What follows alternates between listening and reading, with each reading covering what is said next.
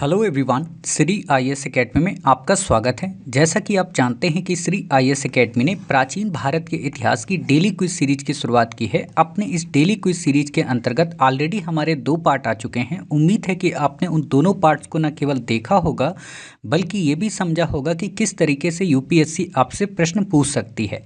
तो आज हम अपने इस पार्ट 3 के अंतर्गत अन्य काफ़ी इंपॉर्टेंट क्विज को डिस्कस करने की कोशिश करेंगे। तो बिना देरी के अपनी हम क्लास की शुरुआत करते हैं ताकि आप में से किसी भी बच्चे का किसी भी प्रकार का समय व्यर्थ ना हो। आज का जो हमारा पहला प्रश्न है वो वैसा ही है जैसा कि हमने आपको पीछे की क्लास में बताया था, और हमने आपको ये भी बताया था कि अब ऐसे प्रश्न यूपीएससी आपसे पूछ सकती है, और इन पे भी 2 टाइप के पूछ सकती है, एक तो युग्म देकर और दूसरा ये नॉर्मल मोड में। तो युग्म वाले भी हम तैयार करेंगे और नॉर्मल मोड वाले भी, ठीक है। तो प्रश्न हमारा क्या है? प्रश्न है हमारा कि विद्वानों द्वारा रचित पुस्तकों के संदर्भ में निम्नलिखित युग्मों पर विचार कीजिए। देखो, कई बार आपको यहाँ पे विद्वान मिलेगा, कई बार यहाँ पे लेखक मिलेगा, कई बार यहाँ पे रचनाकार मिलेगा। तीनों का एक ही मतलब होता है, ठीक है। तो इसमें आपको घबराना नहीं है। तो आपने, और एक और चीज़, कई बार हो सकता है कि ये यहाँ पे लिखी हों पुस्तकें या कहें रचनाएं और रचनाकार यहाँ पे हों, ठीक है। तो इसमें भी आपको परेशान नहीं होना है, क्योंकि कई बार हो सकता है आप में से कई बच्चे जो बिल्कुल नए टाइप के हों वो हमसे कहें कि सर पेपर में तो यहाँ पे पंच सिद्धांतिका दी गई थी और आपने आर्यभट्ट को इधर पढ़ाया था, है ना। तो इसलिए कंफ्यूज नहीं होना है, ठीक है। कहीं से भी आएगा, आपको बस उत्तर पता होना चाहिए, ठीक। तो जैसा कि प्रश्न देख रहे हो, क्या कह रहा है कि पुस्तकों के संदर्भ में युग्मों पर विचार कीजिए। पहले विद्वान कौन है? आर्यभट्ट। पूछ रहा है आपसे क्या पंच सिद्धांतिका आर्यभट्ट की रचना है? तो हमने कहा कि हमें नहीं पता। दूसरा है वारामिहिर। क्या वारामिहिर की रचना बृहत संहिता है? पता नहीं। क्या कालिदास की रचना अभिज्ञान शाकुंतलम है? तो आप में से जिन बच्चों ने पार्ट 1 कवर किया होगा वहाँ पर आपने देखा था कि हमने अभिज्ञान शाकुंतलम को लेकर आपको काफ़ी सारी चीज़ें बताई थी, ठीक है। तो अब आपको पता है कि हाँ ये कालिदास की रचना है, तो मतलब तीसरा हमारा सत्य है, तो ये हमारा कट हो जाएगा। क्लियर हो गई बातें? हाँ सर, क्लियर हो गई। अब बात आती कि क्या आर्यभट्ट की रचना पंच सिद्धांतिका है? तो आपको पता होना चाहिए कि आर्यभट्ट की रचना पंच सिद्धांतिका नहीं है, ठीक है। पंच सिद्धांतिका किसकी रचना है ये आप कमेंट बॉक्स में बताइए, ठीक है। वारामिहिर की जो रचना है वो बृहत संहिता है, ठीक। तो आपको ये याद रखना है। और आर्यभट्ट की जो सही रचना है वो कौन सी है? आर्यभट्टियम।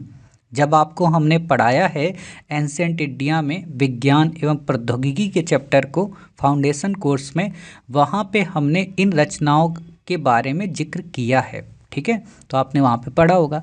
खैर, तो आपको पता चल गया कि पहला ऑप्शन हमारा गलत है, तो पहले को हम कट कर देंगे, और हमको पता है कि तीसरा और दूसरा हमारा सही है, तो हमारा ऑप्शन क्या हो जाएगा? सी। अब बात करें युग्मों में, तो आपको पता है कि पहला हमारा गलत हो जाता, तो ये हमारा कट हो जाता। बृहत संहिता के बारे में आपको पता है, तो मतलब सॉरी, ये क्यों गलत हो जाता है ना, यहाँ पे मतलब यहाँ पे गलत होता है कौन सा है? तीसरा, क्योंकि तीनों नहीं सही होते, ठीक है।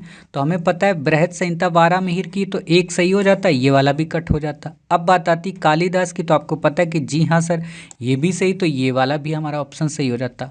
कमेंट बॉक्स में आप बताइए, क्या जो अभिज्ञान शाकुंतलम है ये नाटक है, महाकाव्य है या खंड काव्य है? इनमें से क्या है, ठीक है।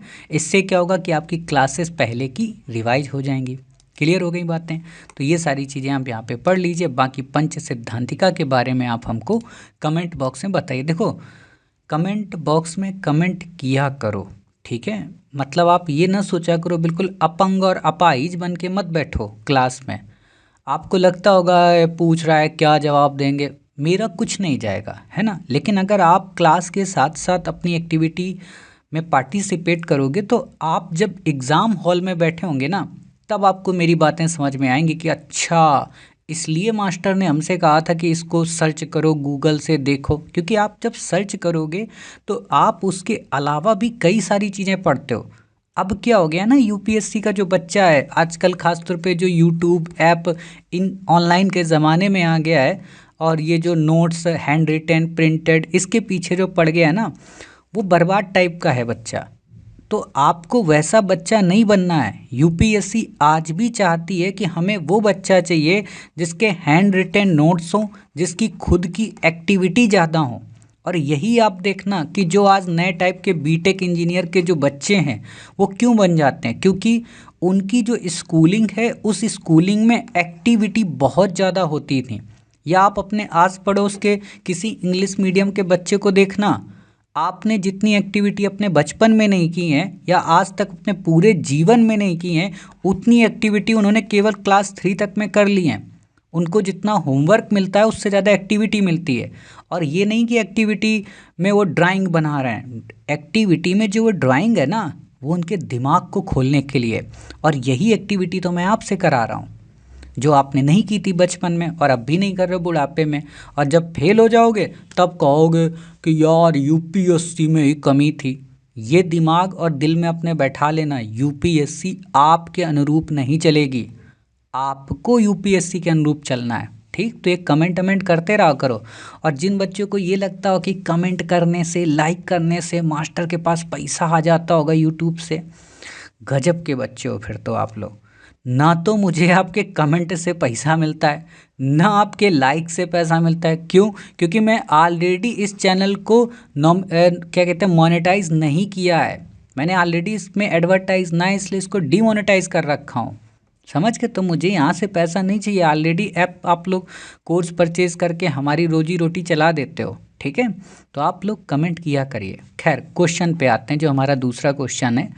क्वेश्चन क्या कह रहा? क्वेश्चन कह रहा निम्नलिखित कथनों पर विचार कीजिए और पूछा कि इनमें से कौन सा सही है। ठीक, तो आपको इन चारों पॉइंट्स को पढ़ना है और एक एक करके एलिमिनेट करना है। फिर हम आपको इसमें युग्मों वाला भी बताएंगे। ठीक, तो देखो क्या कह रहा है। कह रहा जेम्स प्रिंसेप ने सर्वप्रथम ब्राह्मी और खरोष्टी लिपि को पढ़ा। तो आप मुझे बताओ, अशोक के अभिलेखों को किसने पढ़ा था? जेम्स प्रिंसेप ने। अब जब बंदे ने अभिलेखों को पढ़ा है तो ब्राह्मी और खरोष्टी तो पढ़ी ही होगी ना। इसको कहते हैं कॉमन सेंस वाला क्वेश्चन। आपने ये तो पढ़ा है कि जेम्स प्रिंसेप ने अशोक के अभिलेखों को पढ़ा, लेकिन आपने ये कहीं नहीं पढ़ा कि उसने ब्राह्मी और खरोष्टी लिपि को पढ़ा। ये अंडरस्टैंडिंग की बात है, ये अंडरस्टूड है जब आप उस क्वेश्चन को देखते हो। ठीक, तो ये लाइन क्या हो गई? सत्य हो गई। तो हमारा एक क्या हो गया? सत्य। तो ये वाला ऑप्शन क्या हो जाएगा? कट हो जाएगा। अब बात आती दूसरे पॉइंट की। ब्राह्मी तथा खरोष्टी का प्रयोग प्राचीन सिक्कों तथा अभिलेखों में किया गया है। तो क्या ब्राह्मी और खरोष्टी का उपयोग किया गया? तो जी हाँ। अब सीधी सी बात है, जब कोई लिपि अभिलेख में है तो सिंपल सी बात है सिक्कों में भी होगी। तो ये बात बिल्कुल क्लियर होगी। तो दूसरा ऑप्शन भी क्या है? सही है। तो अब देखो यहाँ पे दूसरा हमें पता ही था और वैसे भी हमें दूसरा चेक करने की ज़रूरत नहीं थी। क्यों? क्योंकि पहला दूसरा इसमें भी है, पहला दूसरा इसमें भी, पहला दूसरा इसमें भी है। अब हम तीसरा अगर चेक कर लेंगे तो हमारा एक वाला एलिमिनेट हो सकता है। अब अगर तीसरा गलत हुआ तो बाकी के नीचे के दो एलिमिनेट हो जाएंगे। तो तीसरा चेक करो, क्या कह रहा? प्राचीनतम अभिलेख प्राकृत भाषा में। तो आपको पता है कि प्राकृत क्या थी? आमजन की भाषा। ये पीछे की क्लास में मैंने पढ़ाया। तो ये बात क्या हो गई? सत्य हो गई। तो मतलब यहाँ पे तीसरा भी सही है। तो तीसरा सही, तो पहला हमारा क्या हो जाएगा? कट हो जाएगा। हमने कट कर दिया। अब बचा चौथा। क्या तमिल तथा पाली भाषा में अभिलेखों की रचना नहीं की गई है? आप कहोगे सर इससे बड़ा मजाक क्या हो सकता है, क्योंकि तमिल में भी की गई है, पाली में भी किए गए अभिलेख और संस्कृत में भी लिखे गए। तो ये यहाँ पे क्या हो गया? गलत हो गया। तो इस ऑप्शन को आप क्या कर सकते हो? एलिमिनेट कर सकते हो कि भैया ये यहाँ पे गलत है, बाकी सारी चीज़ें सही हैं। अगर यहाँ पे लिखा होता है कि रचना की गई है तो हम कहते ये वाला भी सही है। ठीक, तो इतनी बातें आपको समझ में आ गई। अब जिन बच्चों को ये ना समझ में आ रहा हो कि युग्म वाला आ जाता तो क्या करते, तो युग्म वाले में एक युग्म यहाँ पे होता, दो यहाँ पे होता, तीन यहाँ पे होता, चारों यहाँ पे होता। ठीक है, आपको क्या पता है? क्या जेम्स प्रिंसेप ने पढ़ा? तो हमने कहा जी हाँ सर, ये सही हो जाता। क्या ब्राह्मी और खरोष्टी का प्रयोग किया गया? हमने कहा जी हाँ सर, ये सही हो जाता। तो ये वाला गलत हो जाता क्योंकि अब दो ऑप्शन थे। क्या प्राचीनतम अभिलेख प्राकृत में थे? तो हम कहते जी हाँ सर, ये सही हो जाता। तो ये वाला भी कट हो जाता। अब बचाइए, तो हमें पता है यहाँ पे चौथा नहीं होगा, तो हम इसको क्या कर देंगे? कट कर देंगे। अगर लिखा होता है यहाँ पे कि की गई है, ये नहीं शब्द ना होता, तो हम कह देते कि जी हाँ ये वाला भी ऑप्शन सत्य है। ठीक, तो इतनी बातें आपको याद रखनी, बाकी यहाँ पे आप डिटेल में पढ़ लो। अब यहाँ पे क्वेश्चन ये भी पूछा जा सकता है कि जेम्स प्रिंसेप ने सर्वप्रथम अशोक के अभिलेख किस डेट में पढ़े थे, है ना, या ऐसे सुमेलित करने को दे देगा सीक्वेंस को कि जेम्स प्रिंसेप के द्वारा अभिलेखों का पढ़ा जाना, सती प्रथा अधिनियम का लागू होना, है ना। तो ये चीज़ें आपको पता होनी चाहिए। खैर, तो इससे ज़्यादा आपको याद नहीं रखना है।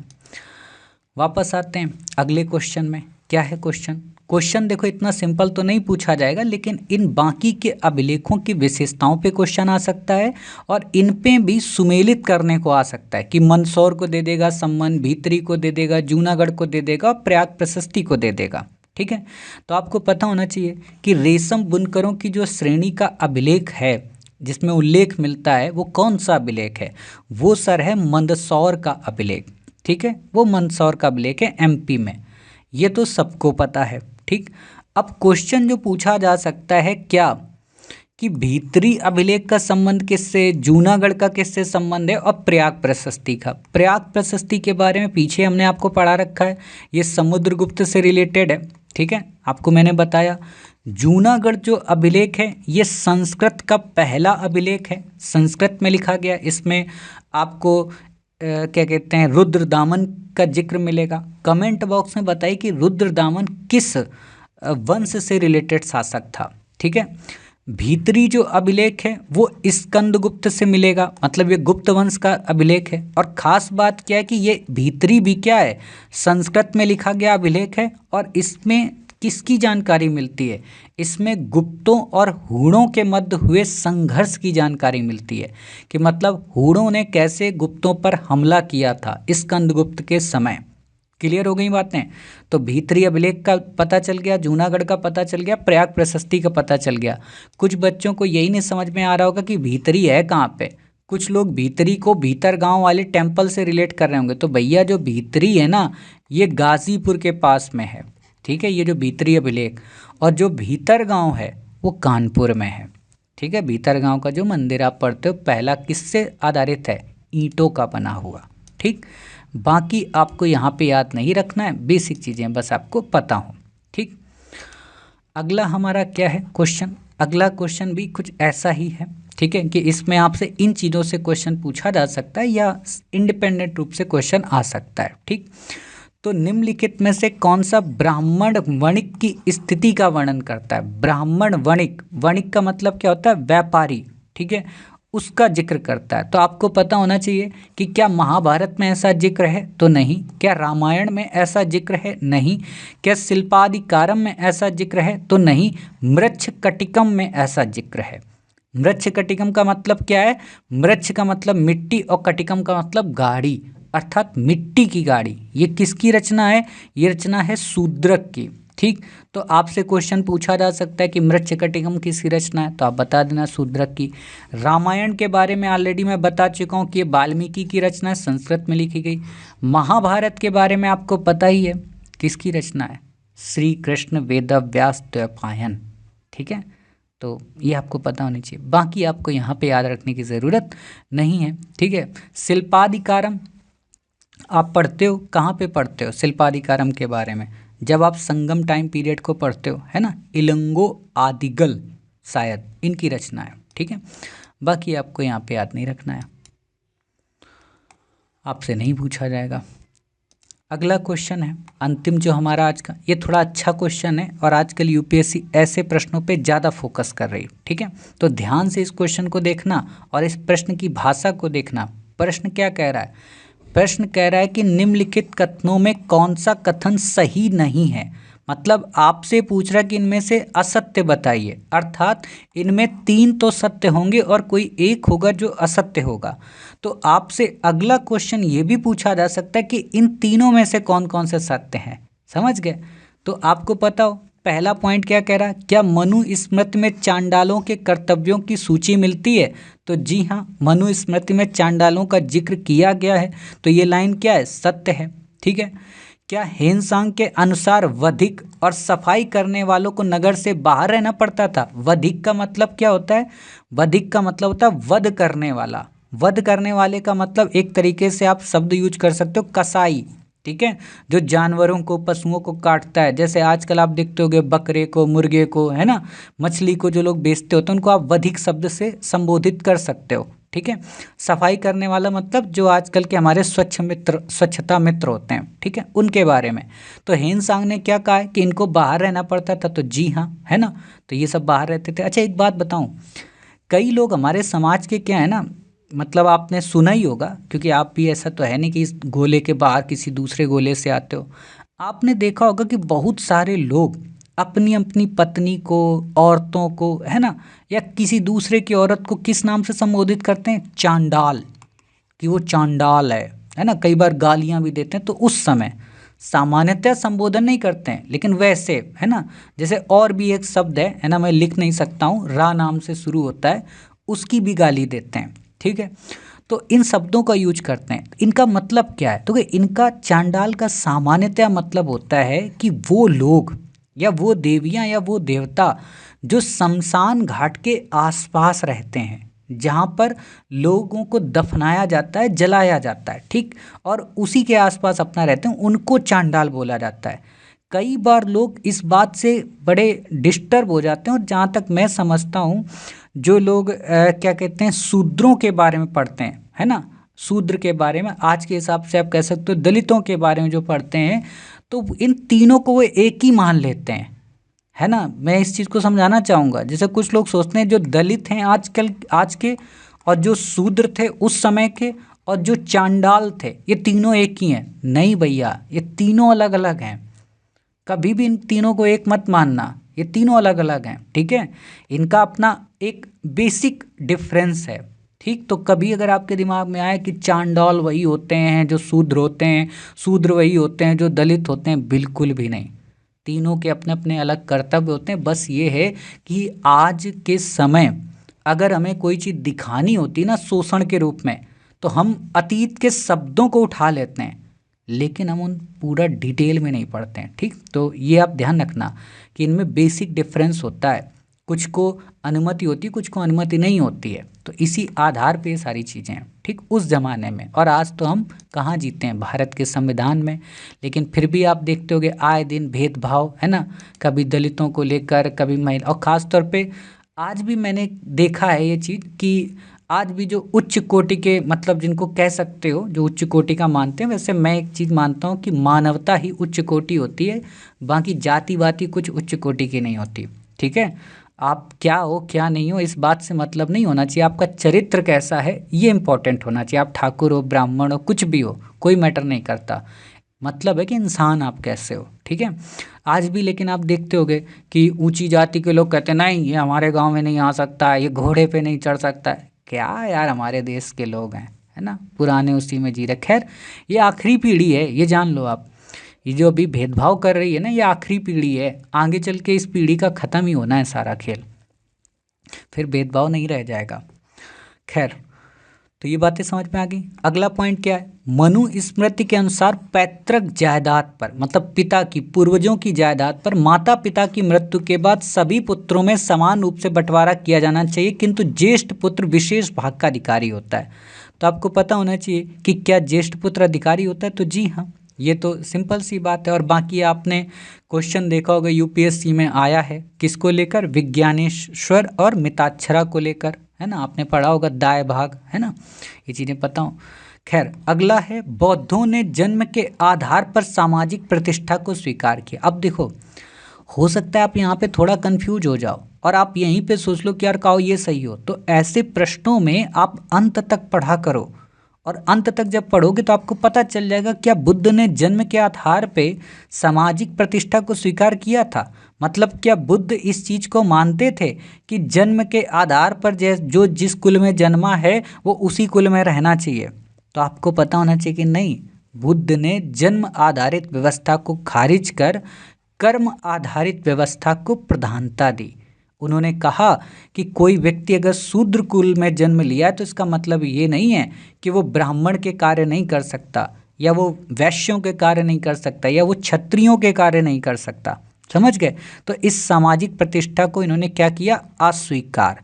तो अब सोचो, अगर इस लाइन को सही करना हुआ तो इसमें बस एक छोटा सा शब्द अगर जोड़ दिया, अस्वीकार, तो ये प्रश्न ही अलग हो जाएगा, ठीक।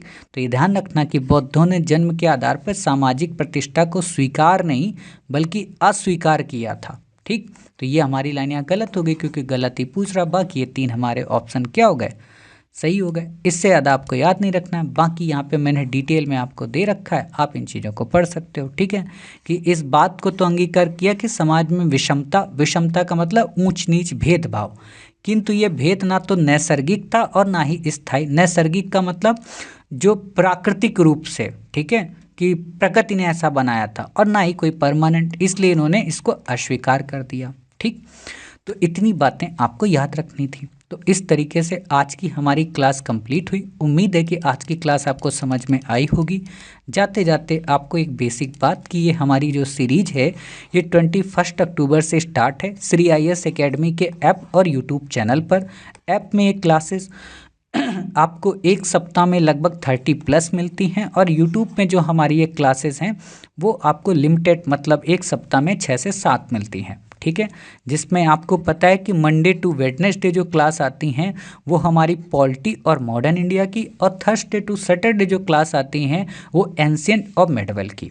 तो उम्मीद है आप सभी क्लासेस को कवर कर रहे होंगे, और आपने श्री IAS एकेडमी के ऐप को भी डाउनलोड कर लिया होगा, और डेली क्विज में भी अपने आप को इनरोल कर बेहतर से और बेहतर बनाने की कोशिश भी कर रहे होंगे। तो मिलते हैं अपने नेक्स्ट पार्ट में, या कहें पार्ट 4 में, कुछ क्विज के साथ। अपना ख्याल रखिए, स्वस्थ रहिए। जय हिंद, जय भारत, वंदे मातरम, भारत माता की जय।